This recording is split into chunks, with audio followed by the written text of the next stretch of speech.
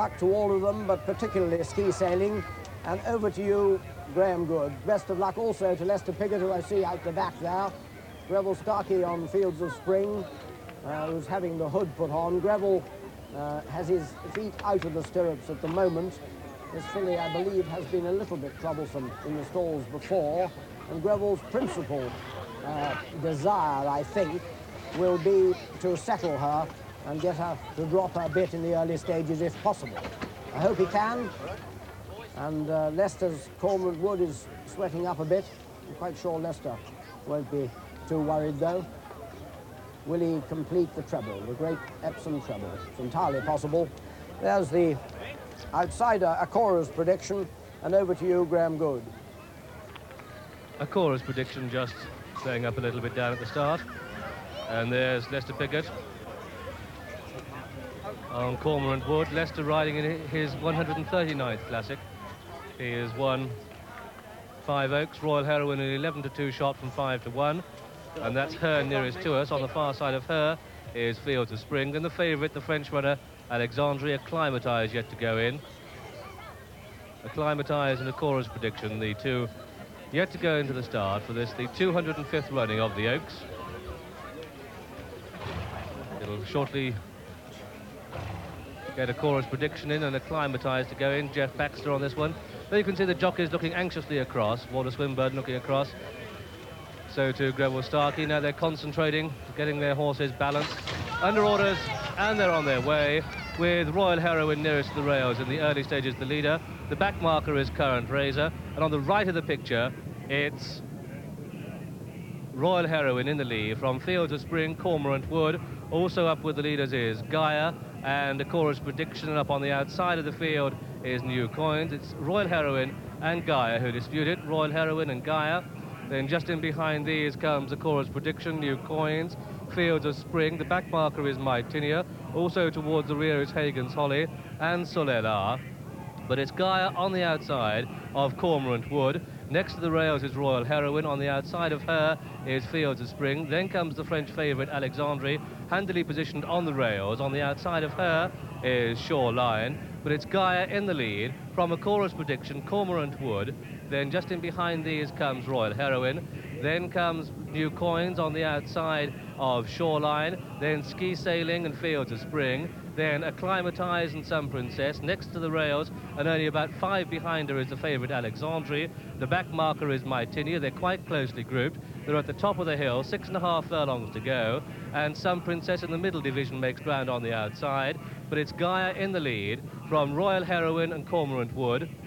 Then on the outside of the leading group is New Coins. The one on the left of the picture is Solelar. The one that's tailed off is Hagen's Holly, but Gaia leads as they pass the halfway stage in the Oaks, with Sun Princess made up a lot of ground up on the outside. Gaia from Sun Princess, and it's now Sun Princess on the outside of Gaia. Then comes Cormorant Wood. So as they race down the Tattenham corner, Sun Princess now takes up the running from Gaia. The favourite is next to the rails, only just in the picture there on the extreme right, but it's Sun Princess from Gaia, then Cormorant Wood, Royal Heroine, New Coins, Acclimatise, then Alexandre. Behind these comes Ski Sailing, then Shoreline, in line for home. 3 furlongs to go. Sun Princess in the lead from Cormorant Wood, Gaia, then Acclimatise making ground, then New Coins, then Royal Heroine. 2.5 furlongs to go, and Willie Carson on Sun Princess is clear. Willie Carson on Sun Princess clear from Acclimatise and Cormorant Wood, then Royal Heroine. The favourite Alexandre is beaten in the mid-division, but 1.5 furlongs to go, and Sun Princess some 4 to 5 to 6 lengths clear now from Acclimatise in second place. Sun Princess drawing right away from Acclimatise, coming inside the final furlong now, and it's Willie Carson going for home, 10 lengths clear on his third winner in the Oaks. Sun Princess well clear from Acclimatise, coming up towards the line. Sun Princess the winner. Acclimatise is second, New Coins is third.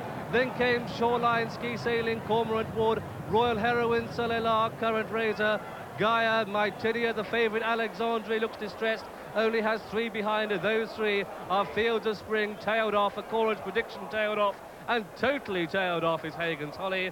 And so the result of this, the 205th running of the Oaks, a win in most convincing and emphatic fashion for number 17, Sun Princess, owned in partnership by Mr. Michael Sobel and Lord Weinstock, trained at West Ilsley by Major Dick Hearn, ridden by Willie Carson, giving him his 35th winner of the season and his 3rd victory in the Oaks. And there you can see his stable companion, Paul Cook, shaking hands with Willie Carson, and Willie there explaining to Paul that at the top of the hill he had an absolute, not a double handful, a treble handful. He made up a lot of ground on the outside as they came down the hill, but he's the winner of the Oaks. Second is number 1, Acclimatise, ridden by Jeff Baxter. Third was number 12, New Coins, ridden by Paddy Young. Well, this race was probably transformed on the firmer ground because there was only one filly in it. That was Sun Princess, and she stormed home to be one of the easiest Oaks winners there has ever been. The official judgment of the photograph of the winning distance is yet to be announced, but it will be quite some time before the judge makes his verdict on how far this very impressive winner, Sun Princess, has obliged. Willie Carson there you can see looking round, and of course it's a total reversal of the form with ski sailing, because ski sailing could never really get into the picture. But Dick Hearn, obviously disappointed about Goritis and the run of Morcon in the Derby. Well, this beautiful filly, see her lop here is flopping about, very, very relaxed, and there is Major Dick Hearn coming back with Willie Carson after their 3rd victory in the Oaks. Willie, of course, won on 1977 with Dunfermline and 1980 on Byrene, coming into the winners' enclosure.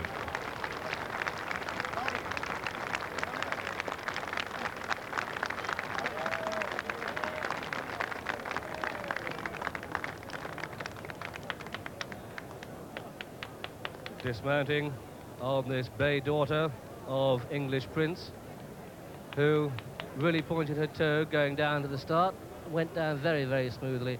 And Lester was saying earlier on in the week that he had one of the easiest rides he's ever had in a Derby on Tinoso. Well, if Willie Carson ever gets an easier ride on this 6-1 winner of the 205th winning of the Oaks Stakes, if he ever gets an easier ride in the Oaks, I should be very, very surprised. But it was encouraging to see that no matter how far Willie went clear, he just kept working away there to ensure that this filly wouldn't pull herself up.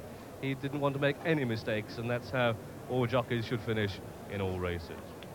Well, as I say, last time up she finished beaten 2 lengths behind Ski Sailing, but that was at Newbury, but that was only her 2nd run of the season, the 2nd run of her life, and this is only her 3rd run. And there he is, dismounting Willie Carson on the scales, drawing 9 stone, nodding to clerk of the scales, George Gregory. There's Paddy Young. He finished 3rd on New Coins and certainly increased her paddock value, the best run that Paddy Young has ever had in a classic, certainly.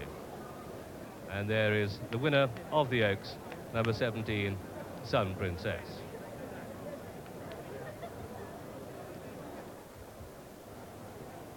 Well, getting a pat on the neck by one of the joint owners. The joint owners being Sir Michael Sobel and Lord Weinstock. Let's review the closing stages now with John.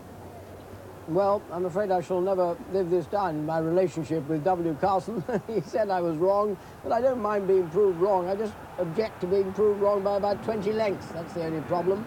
As you can see in that picture, Ski Sailing is last of the group coming round Tatnam Corner.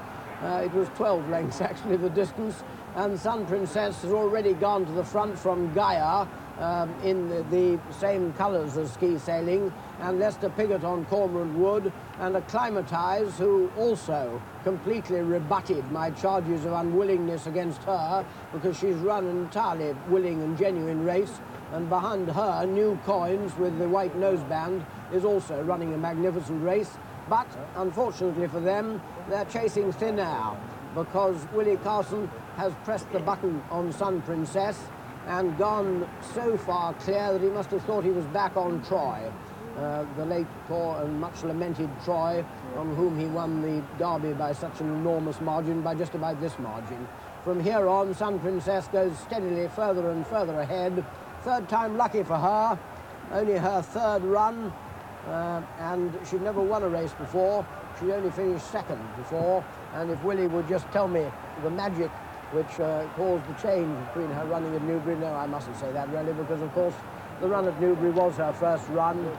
and she had every reason to improve considerably, and by gum she has. Let's see what the starting price was. And that winner, number 17, Sun Princess, returned at 6 to 1. Second, number 1.